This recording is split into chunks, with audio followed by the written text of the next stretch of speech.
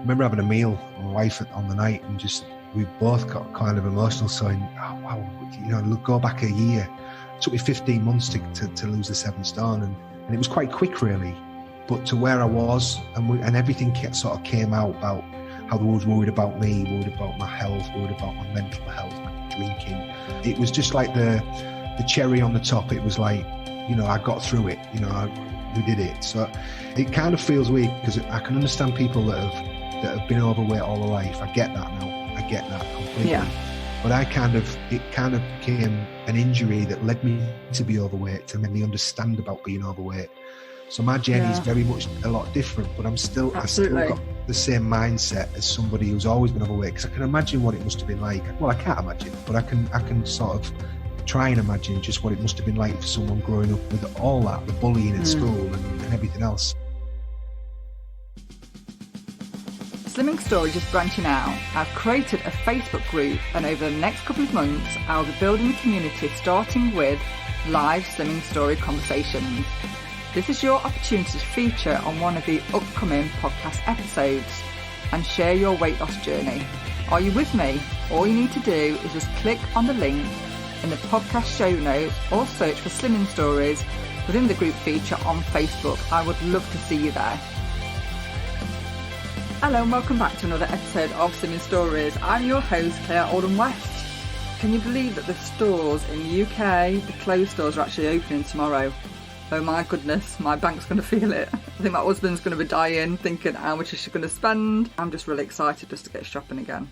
Really, truly am.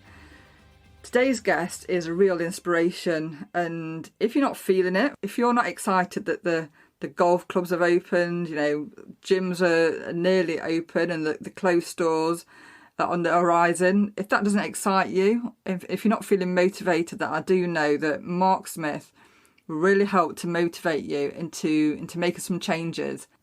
And you may know Mark Smith from Instagram already. He's quite popular over there, and his journey is quite different to many of my guests that I've interviewed. He's not had the difficulties as a childhood with food, or in his teens or early 20s as an adult.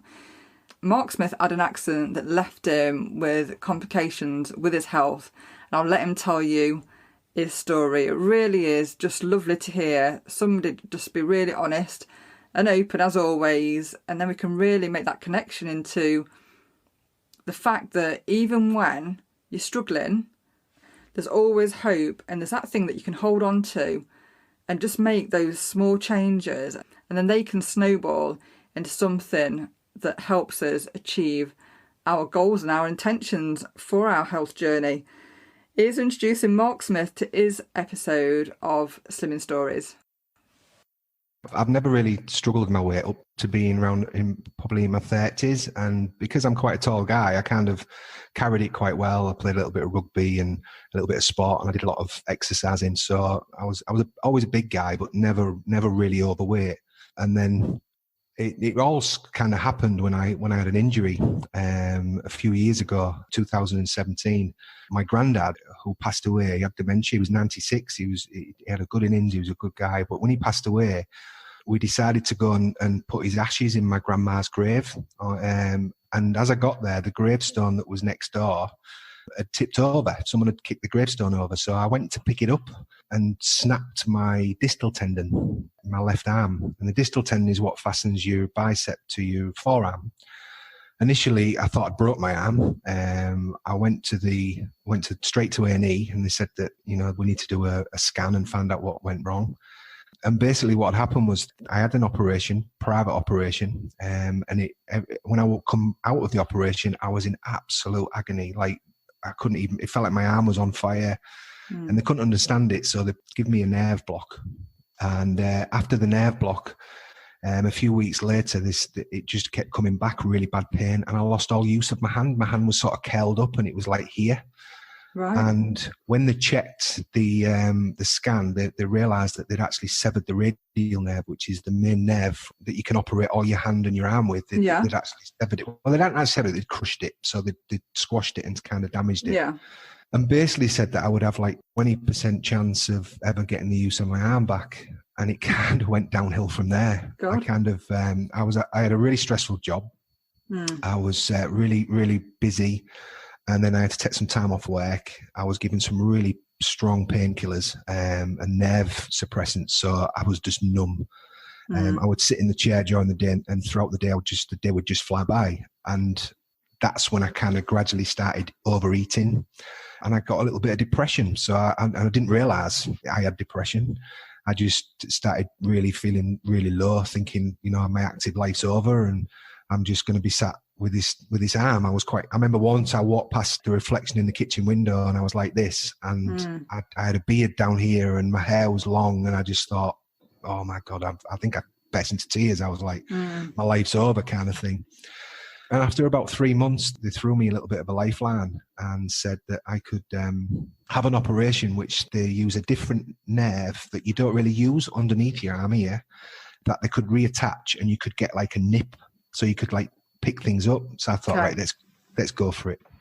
But during that time, the food I was consuming was ridiculous, because the problem was the drugs that I was taking stopped you from feeling full.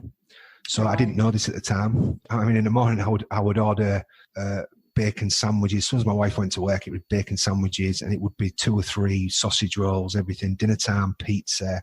Evening, I would cook a meal for my wife come home, and then after that, when she went to bed, I'd order something else. I just couldn't get full. And with the depression as well, I was drinking, so I started drinking. So after a period of time thinking that I'm never going to get the use of my arm back and being in horrendous pain, the doctors offered me an alternative where they would refasten some tendons to another nerve that I could train over a period of time to be able to use my hand. But it was like once that was done, there was no way back. It was like once they'd done that, I would only ever be able to nip things, use my finger and thumb, and I wouldn't be able to use my arm. My arm would be completely just dead. But I'd be able to pick things up. So I decided that I would go for that. They then did the operation. They got a specialist from Leeds, and he did the operation in 2.5 hours, and he reattached the nerve in the end, because he said there is a possibility we can reattach it and repair it. So they did that, and then another 4 months went by, and I was by that time I'd gained about 3 stone, pretty much just using food and alcohol as a bit of a crutch, really. My family were very worried about me. I wasn't the same person. I can't quite imagine that, you've had this situation where you've gone to this graveyard, you've gone there to pay respects to your family, and then this has happened, and then you've had this scenario unfold. So before that happened, how was your life before that time? Was you leading a full and active life? Yeah, I was one of these people that would look at people that are overweight, and I would think that they're just greedy people. I look back now and I think, I can't believe I thought like that, because I was so active, and because I did quite a few adventures, and I like climbing mountains and things, and doing and canyoning and things like that. When I ever saw someone overweight, I was never rude to people, but in the back of my mind, I thought, oh God, stop eating. But then I realized later on, it's more of a psychological thing. And I think that's why I grabbed onto Instagram, because I kind of wanted to give something back and be a little bit more motivational, and understand that it's more of a mental issue. It's nothing to do with just being greedy or just overeating for the sake of it. It's a crutch for many people, and a lot of people that suffer with depression can be overweight because they use that. And you can tell, this time of year when people are, they've had a tough year with COVID, and, Christmas, the amount of people have said they put weight on, it's because they need to have some kind of release. That's right. And some sort of goal. And I imagine that having received that news, and, you're on this medication that's numbing your feelings, numbing the ability to get that satisfaction from your food, because your mindset is quite low, and the fact that you're thinking, is this it? Is this now going to be my future? That's obviously had an impact on your ability to, I guess, focus on anything for the future and anything positive. And it shows you how quickly that mindset can shift from somebody like yourself, that's never had a problem with the weight in the past, or as a young man, and then this incidents happened, and thank goodness that you've now got the use of your hands. How did you feel in that moment when you learned that it had been a success and you could then use your hand as you normally had done in the past? Well, it was a strange one because even after the operation to connect the nerve, to repair the nerve, they said that there's still a chance you'll never get the use of your arm back, but we'll just give it time, and it could be 2 or 3 years. You might get some movement, and so after that, 3 months later, I was still with no feeling, and it's really I never forget this, and sometimes I can get quite emotional thinking about it because I remember one Sunday morning I woke up. And when you lay on your arm and it's like numb and you think, oh, it's gone a bit dead. Well, I had no feeling in my arm whatsoever. And suddenly it felt numb. I rolled out of bed and I just lifted my hand up like that and it just moved. It just moved like this. Wow. And I could bend my elbow. And it was crazy. I remember jumping out of bed, just running. It was painful as well. Running around the house, I don't know what I was doing. I was in hysterics. I was like, wow, look, I can move. Yeah. And it was just amazing. It was the best feeling ever. And I contacted my doctor. The specialist called me in. He said, this is what happens. If it does connect, it's like plugging in a socket. It's like suddenly them fibers have just connected. Like if people damage the spine, that can't repair, but your peripheral nervous system can actually repair itself after a period of time. So I was just a lucky one. And that's when I kind of got that whole, I need to get back. I need to, everything just lifted. But at the time, I still was suffering with depression. So I was trying to lose a little bit of weight and trying to get myself sorted, but I was just not happy, even though my arm had come back. It was like, and it was kind of, everybody was saying to me, oh, your arm's back. But then I'd look in the mirror and I'd be like, I was 22 stone. It was kind of, I've messed things up. So I decided to go visit my doctor and he did a lot of tests on me, blood tests, everything else. And that was a big shock because from someone who was quite active to fit to being told I was pre-diabetic, I had a fatty liver and my cholesterol was ridiculously high. You need to go on statin. And you're a heart attack waiting to happen. It was just a big wake-up call, massive wake-up call. And then he gave me some medication for the depression. And that kind of helped a bit. But initially, it did drop my mood slightly down. But during that time, I started doing a lot of reading and looking at things like Slimming World. And Slimming World for me was not something I would ever consider joining. No. I thought it was just all about not hardly eating anything and just getting weighed every week and sitting in a room talking about how much you've gone overboard this week and stuff. I think Slimming World is such a great starting point for anybody that hasn't maybe looked into, your mindset and things like that, because I feel that the whole like welcoming and accepting environment that you walk into is often just everything that people need to get started. Yeah. Because, you never know what people carry when they come into that room to get weighed. It might be that they've not got support at home. It might be that, the family is sick and tired of seeing that person going on and off a diet. And to be in that environment where people kind of accept you and get you is really encouraging. And for anybody that's not been to Slimming World or been part of that will really probably find this hard to understand, but you feel it, don't you? And it's such a lovely way to get started. So when you said that you felt or you understood Slimming World to be like a diet, and I guess you're thinking about restrictions, how was your week having been on plan? How did you feel after that, knowing that you'd been to your doctors and they said, right, okay, this is a red flag, this is a red flag? I imagine that's kind of a pressure, isn't it, as well, to carry into that room? Yeah, and it was, I remember looking at joining Slimming World, and I was talking to a guy at work. I'd gone back to work. It's kind of came in stages, because the first thing I did, because I had a lot of scars on my arms, I got tattoos, so I had to cover the scar. Right. So I decided to get a tattoo to cover a really long scar that goes down there. Okay. And my mum hates them. My mum was bless. But it made me feel confident to get to cover the damage that had been done. Yeah. And then I had a little bit of physio to get my hand. I mean, it's completely back to normal now. I've got no feeling in it at all. I can't feel it, but I can move it. So brilliant. That's the great thing. Yeah. So I was talking to a friend at work, and he was going to a wedding, and he was going to be a best man, and he wanted to lose a little bit of weight. He only had a couple of stone to lose, and I said, I'll come with you.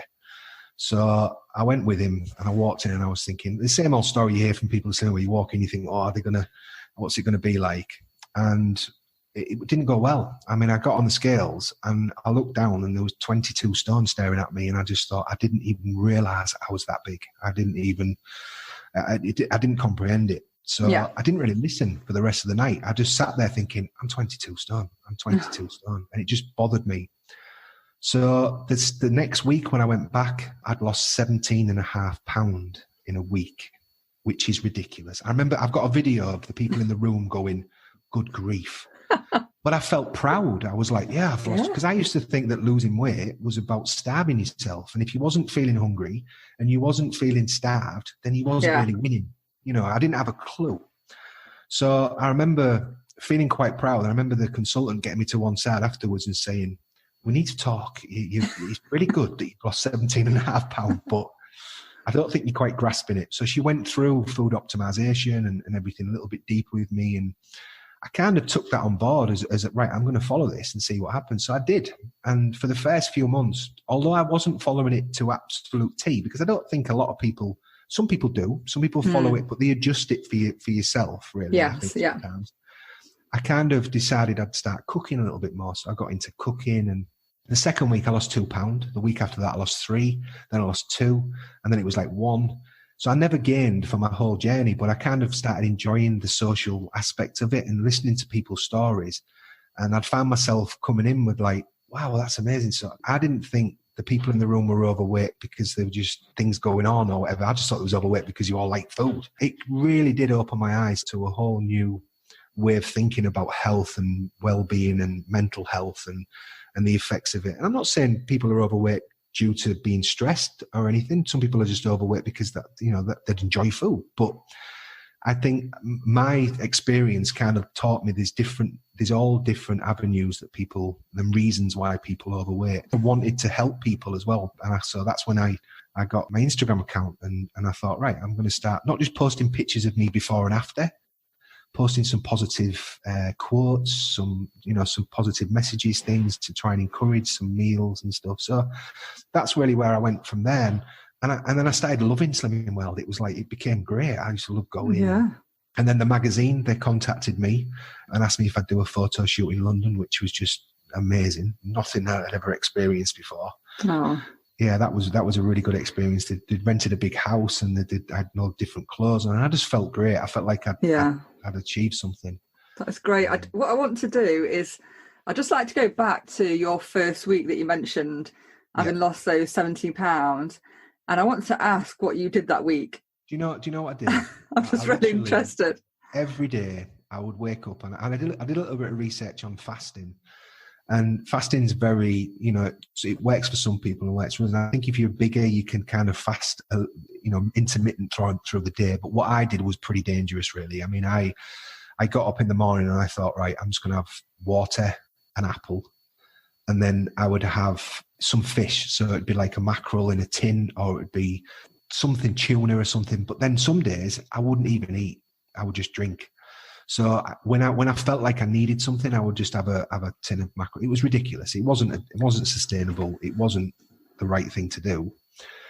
But I did feel good that first week. Yeah. I felt exhausted, absolutely exhausted. And I'm just curious as to what happened there, because I've seen this before as well, where people will buy in to a company like Slimming World, and you see everything and you hear, the positive comments and you see the transformation stories, and then you give the money over, you get the pack, you go home and you do the total opposite, or you don't even take that on board. There's a strange culture, I feel, around Slimming World. You get the people that will go to group and they'll stay, and then you get the people that will go to group just to get weighed and do their own thing, which it's really bizarre, isn't it? And I'm so glad that you was able to turn that around, and having had a week where, like you say, you feel really drained, although it was fantastic. This number, I'd imagine, to lose that would have felt fantastic. Yeah. But to then realise or recognise that you can actually follow a plan and feel satisfied with the food that you're eating.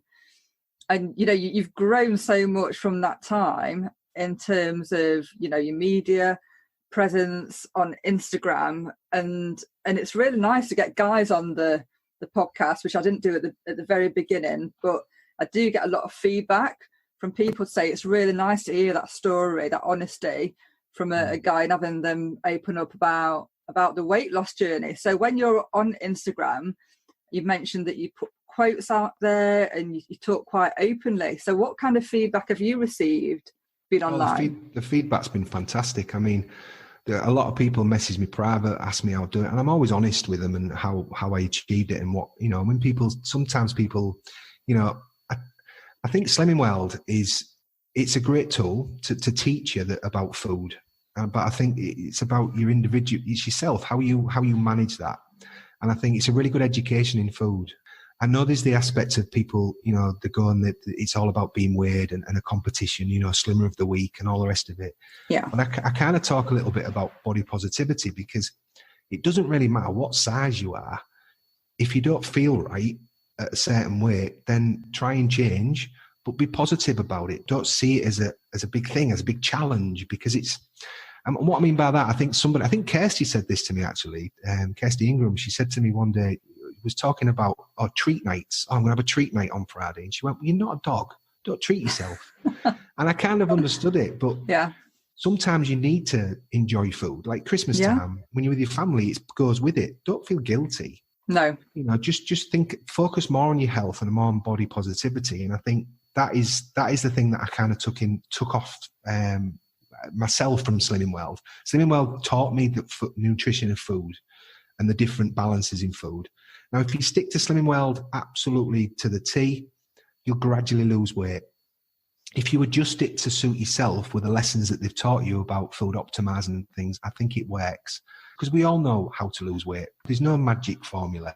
We all know exactly. If you eat too many calories, more than you burn, you're going to put weight on. Yeah. So joining Slimming World won't make you lose weight. Joining Slimming World and taking things from it and being positive with it and seeing your body as a positive, you know, something to look after. Yeah. That's when you achieve. And I think that was a turning point for me, because I would eat when I wasn't hungry. I would eat because it was there. I would never leave a plate, you know, full with a little bit on it. I would have to eat everything. If someone left something, and it was like, what am I doing? I'm actually not making myself healthy. And it becomes a vicious cycle, doesn't it? Because you do that and you feel guilty about it, so you carry on. But if you see food as an enjoyment, and it's difficult when you're slimming, you kind of see food as an enemy. It's like, no, I'm not gonna. But if you see it as an enjoyment, and you start enjoying cooking, and you start enjoying a little bit of exercise, and you enjoy that odd meal, don't call it a treat. Just right, today I'm going to have that burger. Food. Then tomorrow, but tomorrow food. I'm going to be sensible. I'm going to, balance it. So I think Slimming World is brilliant. It taught me how to be balanced. But I think a lot of people can go in Slimming World and it can become an obsession. I mean, I've been in Slimming World classes, and even, I know I have the 17.5 pound, but there's been some weeks where people have lost 8-9 pound, and they've said that, oh yeah, I followed this and I did this, and I'm back in my mind, I'm thinking, you didn't. You probably starved yourself a little bit. Yeah, so, yeah. We all do it. It's difficult. It's a balance, isn't it? It's a balance. And how did you feel when you was 22 stone and then the weight started to come off? When you spoke there about looking at your body in a positive way, did you rush to the shops and go and spend lots of money on nice clothes in a lower size, or did you wait till you'd lost all the weight? Because I really feel that it's really important for me to have clothes that I feel nice in now, rather than like live in leggings and think, right, okay, when I get to size 14, I'm going to go and spend £500 on clothes, which I've done in the past. I've gone stupid. I've thought, no, I'm not going to buy any more clothes. I'm going to wait till that time. So did you find yourself in a quite a positive way, looking at how you can look at your image and readjust that and get comfortable with, I guess, your reflection? Because a lot of people do say that being a larger size, it's quite difficult to see the smaller frame, and that kind of disconnect is always there. Yeah, absolutely. I think that's easy. I think when some people, when you lose weight, you can still see yourself as being big. So I think what I did, I while I was losing weight, I'd buy a size lower in jeans, and knowing that I'm still going to lose weight, but I still wanted to feel good. I still wanted to feel nice in clothes. And I used to I always wore black, from when I put weight on. It was black. I've got black on tonight, but I've always worn black, and it was nice to get some colours. It was nice to be able to buy something. So I kind of got to a point where I was buying clothes, and thank God for eBay, because I was just sticking stuff on eBay every time I grew out of it. So it was like, giving it to charity. It was like, it was great. And I always had this image in my mind that I wanted to wear a nice suit, a nice sharp suit, because I actually lost more weight than I was before I put on the weight, if you know what I mean. So to get to 15 stone, it was like a new me. It felt great. And I felt healthy. So on the back of that, I decided to join the gym, and I do I still do now. I do like 30 minutes every morning with a Zoom class now, obviously with the COVID, but I started, but even going back to the gym was scary, because I'd walk in and there was people that knew me and they were literally like, whoa, he's a big guy. He's got big.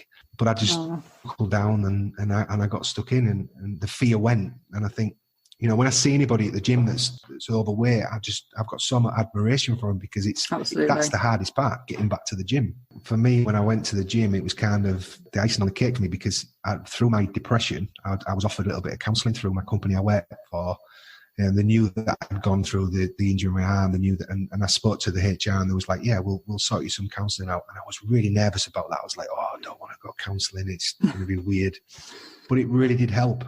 And part of that was saying, do you do any exercise? And I was, well, I haven't since I got my injury for over a year. And they said, it's really good for you, for the chemical balance in your body. And so that kind of helped me. So it wasn't so much about, I need to lose more weight. It was more of trying to get rid of them negative chemicals in your body to make you feel better. And the endorphins after the workout, like you say, afterwards, I felt great. So I would go to work. I wouldn't get a bacon sandwich at work. I'd think, right, I'm going to have something healthier. I want to have a bit of fruit or something. Or being at the gym kind of made me eat better as well. Yeah, I understand. I didn't want to waste that time. That's it. You've made that commitment, haven't you, to get healthy. You're not going to mess it up with having something greasy and nasty. And I understand that you've had quite a lot of support in terms of a personal trainer. And if you're not able to afford a personal trainer, I just think that even if you've got somebody in your corner to encourage you, it's fantastic. But I have worked with a personal trainer, and I do know that, if you can invest in one, and even during lockdown, if you're not spending money going out on new clothes and things like that, you can get a personal trainer to commit to Zoom sessions 1-to-1, and I think that is such an investment in yourself. So how was your relationship with your PT, coming from a point of having not exercised for so long? How did that progress? Well, the way it started really was my daughter is a personal trainer. She's a Les Mills instructor, and she's very fit. She was gymnastics when she was younger, and she was really fit. So she used to do Zoom classes with a group. So it was never just 1-to-1. It was a group. So I was lucky enough to be able to join hers, and then when she was doing a spin classes, I would sometimes go there. But we went to a local gym, and there was a guy in the local gym, Luke, who I'm still seeing now, and he has groups of people. So it's not 1-to-1. You can have 1-to-1s then, but it's a group of people. So in a Zoom class in the morning, there's about 10 of us. Yeah. And he basically does a routine and similar to what we do at the gym. But when gyms are open, we would get there for 6 and be finished by 6:20. And it would just be a quick hit, flipping tires and ropes and stuff. And it's relatively inexpensive, really, because you're doing it in a group. Gyms now, you can get a gym for £15 a month or something like that. I don't know. But even if you can't, I mean, even when I can't get to the gym, or I had a break from it, especially during this time, I just flick onto YouTube and find some spin class or find something on YouTube. But I prefer, to be honest, going outside and doing things. Like today, I just thought I'd jump on the bike, stick my dog on the front, and we'll go for a ride across the Humber Bridge and back. And it was kind of, there's always something you can do. And if it's a walk around the block in the morning, just to make you feel better. And if you move your body, I think it moves your mind to be more focused on what you're putting in yourself. So, yeah. I think it gives you that momentum and it pushes you forward. Now, having a daughter as a Les Mills instructor, talk about pressure. So did your daughter push you on those spin classes? Pushed me a lot, because obviously because they were so kind. I mean, no one ever said to me, what's your weight? Because I knew I was going through a bit. And then my daughter one day come round, she said, right, do you want to do a Les Mills on a Saturday morning at the university? And I said, really? What's all that about? She went, just come along, Dad, just go at the back. So Sunday morning came, and I remember being in bed, and then there was a knock at the door, and she was like, come on. And I had to get up, come downstairs, went, and I didn't want to go. I just didn't want to do it. And I stood at the back, and she nearly killed me. But she was very good because she was like, people have got this perception sometimes that when you go to a gym that you're going to be, or you do a spin class or a HIIT class or aerobics class, that you're going to be shouted at and you're going to be belittled and you're going to be, told, come on, do more, like you're in the army. Nothing like that at all. It was encouragement and there was options. So if you didn't want to do a certain position or you couldn't actually do something like star jumps, you could just like do squats or... So she kind of give options. So that made me think, yeah, it's a lot different than I thought. And Luke, the guy who she used to work with, because my daughter finally decided she would go back into work because she wants a family and things. So, and being in the gym game at the moment was a struggle. So, but Luke carried on doing it. So I thought, right, I'll stick with Luke. And he's brilliant. He's absolutely brilliant. Nutrition wise and everything. He never talks about weight loss or diet. He just talks about fitness and how you feel and, drink plenty of water and make sure you eat a healthy, balanced diet. He doesn't judge. And in the class, there's people from probably 9 stone to 20 stone in his class in the morning. Oh, that's lovely. That's lovely, isn't it? We have a great laugh. Brilliant. And it's nice that that's positive for you. And I've read your story, but I'd just like to hear it from yourself about the time that you was at the gym and somebody thought that they recognised you in the gym. Well, it was strange because I remember when I joined the gym again, I remember used to have a sauna and stuff, and obviously before that I was even when I was 18 stone, I'd go to the gym, but I probably wouldn't do a lot. I was just one of them people that just watched the TV and went on the treadmill for a bit. And but I went into the sauna, and I hadn't been for a long time, and I did go right at the beginning, and I got talking to this guy when I was 22 stone. Just after I got my arm back, and he said to me in the sauna, he said, "Did your dad come here?" And I was like, "No." I said, "You just look like somebody. I'm sure somebody." And then when I walked out, I realised that he actually was thinking of me previously, before I'd lost my 7 stone. He was actually thought I was somebody else, which was a nice bit. And when I spoke to him the next day, I said, "Do you do know it?" And he was like, "Yeah, I realised when I watched you on the treadmill a bit later on, I thought, oh my God, it's the same person." Oh, fantastic. Fantastic. Yeah, I had a big long beard, grey beard. I had long hair. I was a mess. I had big rosy red cheeks, high blood pressure, a lot. Did you have to have a follow-up with your GP to look at that in terms of if that had reduced at any point? When you get to a certain age, when you're over 40, it's kind of like you can go for a health check every year and then just where they check your blood and stuff. So I just went for my routine yearly health check. And obviously the one I had previous wasn't good.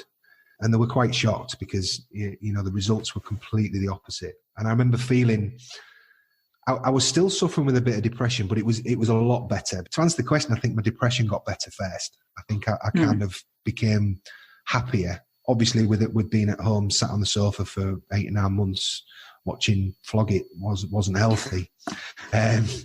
So being able to get out and starting to lose weight and starting to people to start recognising, and that was a good feeling. People say, "Oh, you look really healthy," and so yeah. But the doctors, basically everything happened at once, because when I got tested, my pre-diabetic had gone, my cholesterol was in a safe way, everything was great. I came off statin about 3 or 4 months before that, because they'd done a test just to check where I was for the next set of medication. So my health kind of crept in, but the biggest thing for me was my mental health. With that came this Slimming Well Matt positivity that I just started throwing at everybody on Instagram, because it was like I kind of felt that I could share this. Yeah.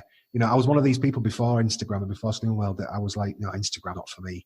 Yeah, I kind of use it as a tool. It's kind of nice to be able to make myself feel better, really. And if I can help other people as well on the way, it just gives you that bit of self, that you're sharing something. Exactly.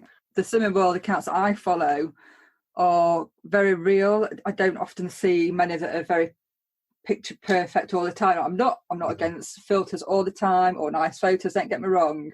But I feel that with the Slimming World community, you will get, a fantastic photo, and then you might get a day where people are sharing that they've had a bit of a rubbish day.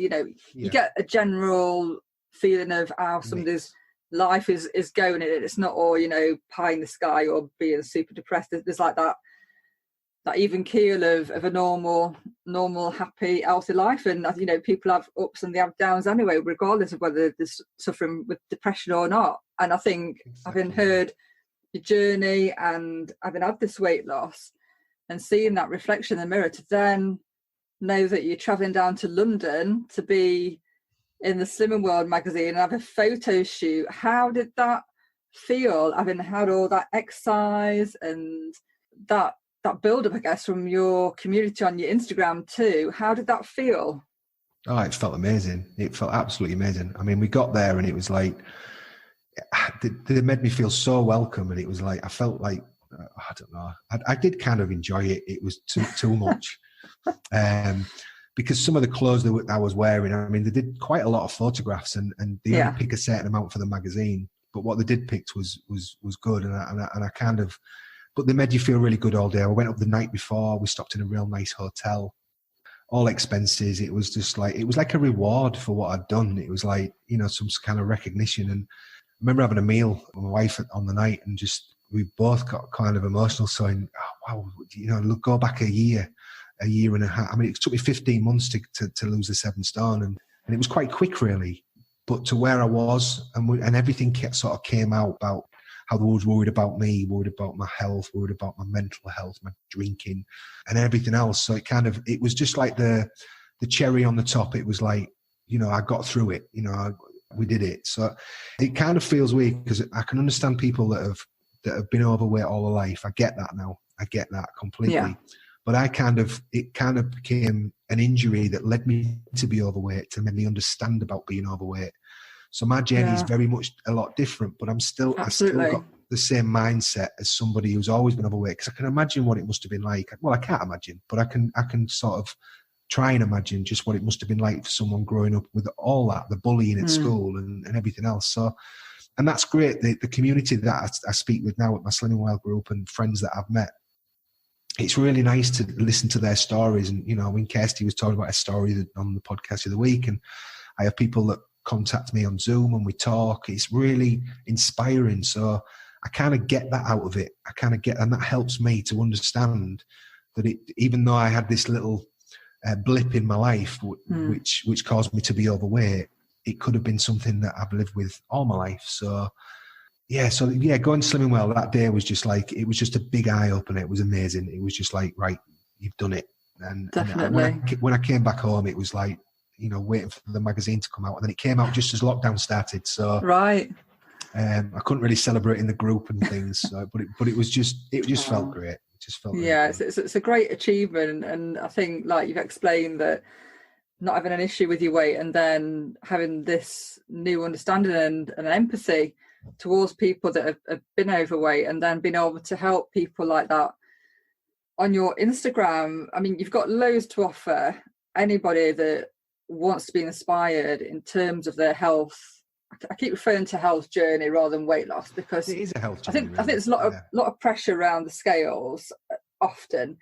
You know, we've just gone into a new lockdown, and you know, this week on the podcast that I released, I talk about tips I feel help me.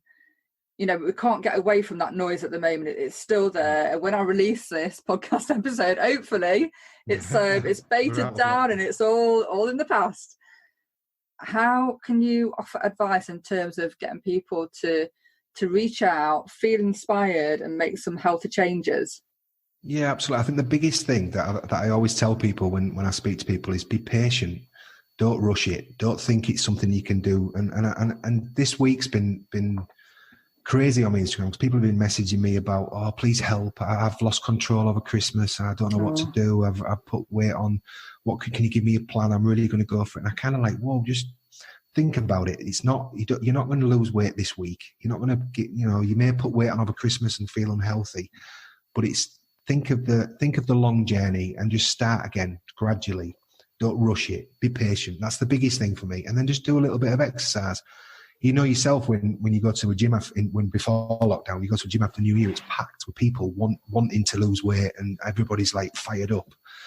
And I think that can be quite destructive for your mindset, because you put so much. It's similar to me when I first went Slimming Well and lost 17.5 pounds. It's kind of, you throw everything at it and you fail within a week or so. So gradually put everything behind you and just go, right, I'm just going to start gradually. And in 2 or 3 months, I may have lost a few pounds, but at least I'm doing it the right way. But patience in slimming is what I really try and tell people to stay away, to think about, because if you're not patient, you'll fail, because it's a lifestyle change. It's not a diet. I don't like the word diet, because it's kind of, it tells you there's some sort of restriction there. And it shouldn't be a restriction. It should be just a healthy way of living. Because if it's like people that stop smoking, people smoke, and then suddenly they'll stop, and it'll be an absolute, they'll be climbing the walls. They'll be like everything else, but and really everything's got to be gradual. When you throw everything at it and you go, right, I'm going to lose weight. This is it. I'm so determined. The passion's there and everything. You can just go over the top. And you can fail quite quickly. And I'm going to say about smoking, people that stop smoking, when I stopped smoking, I thought to myself, well, I stopped smoking, but I always wanted a cigarette every single day. It was like, I need one. And then I'd got through 3 months without smoking and climbing the walls, not being able to have a cigarette. And it was just willpower. It wasn't, I didn't get that out of my head, because smoking was still there. And it's similar to food. You need to adjust. So I kind of saw smoking as like self-harm. When you have a cigarette, you feel rubbish. Absolutely. When you have a burger, you feel rubbish. So to stop seeing it as a reward. I think it's really important that we actually look at food as fuel. And there's an American lady called Mel Robbins, that talks about smoking as being a big FU to yourself. It's like, the cigarette isn't good.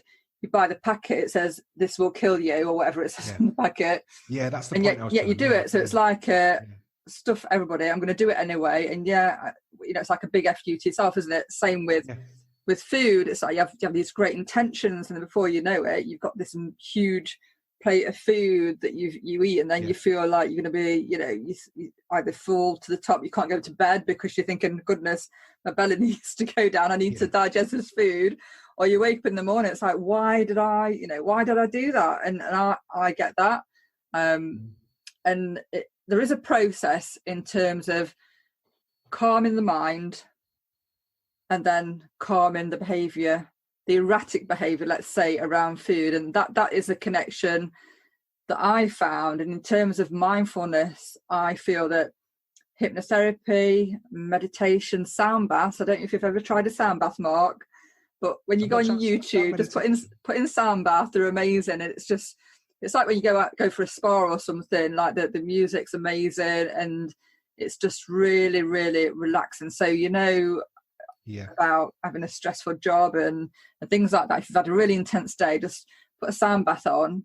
It allows you to just like drift off, and that connect in terms of mindset, a healthy eating plan, and not putting the pressure on yourself, because I feel that it's a pressure of getting a certain number in your head in terms of either like your dress size, your waist size, or whatever it says on the scales, getting that thing in your head and thinking, right, okay, I want that.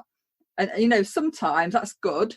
It's nice to have a goal, but sometimes that pressure can just send you over the edge. But accepting, like you've explained, that this is a lifestyle choice, it's a lot more kinder to our minds, to our self-esteem, to our being, to accept that, okay, this is going to happen every day for the rest of my life. So let's not starve ourselves, and let's not go crazy with the food. Yeah, it's like someone said to me the other day, and I use this quote. I don't know where I got it from, but I found this quote, and it was about what's motivated you to. How did you get motivated to lose weight? I said I wasn't motivated when I started losing weight and eating healthy. I didn't have any motivation. I pretended that I had motivation. The motivation came after a period of time. You motivate yourself. Point I was making, starting in the new year and being hard on yourself and going, right, I'm fully motivated, I'm going to kick it. You're not really, you're kidding yourself. Just do it slowly, and then the motivation will come in time. Yeah. And I think that's when you realize that you're motivated and you're kinder to yourself, then you're less likely to slip up and just jeopardize everything by thinking having just one bad meal, that's it. The next day I've had it. I'm just going to eat for England. I just feel rubbish. That's it. So it's a gradual thing, and it's not easy. I mean, somebody said to me, "Oh, how can you do? You're so brilliant. You've lost all this weight." And I said, "Well, I go up and down still. I have weeks where I've put weight on. I have weeks that I go, right, I'm going to get back on it, do a bit more exercise." Everybody has moments in their life that they're going to tend to food. But if you can recognize that and stop beating yourself up about it, I think that's the key to success in the future. I think that's when it becomes a lifestyle change. And even 3 or 4 months down the road, you suddenly hit a brick wall, or things happen, and life gets in the way, and you do slip up. Don't beat yourself up. Just get back on it and just refocus. And it's easier said than done. I understand that, and I understand the food and food addiction and all, the way people see food and enjoy food. In this day and age, with you only have to switch your TV on at 9 o'clock at night time, there's a picture of a McDonald's in front of you with some lovely slim person eating it, and you think, oh, I want a McDonald's. Everything's being pushed at you from the media, from advertisements. So that was a good thing as well. I stopped actually watching adverts when I was dieting. I thought every time an advert comes on, subconsciously there was a pizza on there, and I was thinking, right, I want one. And then I'd spend the rest of the night thinking about it. Just think about your health, think about body positivity, and who wants to be skinny? Some people do, some people don't. If you want to be healthy and you want to wear a nice dress, or you want to wear a nice suit and you want to feel better, and that's your motivation, use that. I'm very conscious that some of the posts that I put on, and just lately I've looked back and I've thought, and I've deleted a few because there was some posts that I'd even adjusted myself or filtered myself. And I think, and through my journey of learning about being slim and learning about being healthy, it's not healthy to think like that. Think everybody else is doing brilliant and you're not. How many times have you looked at, especially this week, how many times have you looked at someone's post and thought, oh God, I wish I was doing that because I've just eaten a burger, or I've just done it. And it can be quite harming. So I'm kind of conscious of that. This new year, I've decided to do more on about just cooking meals and what you can do healthier, because I'm learning the journey of losing weight and being healthy. I don't like to say losing weight. I just mean being healthy. Yeah.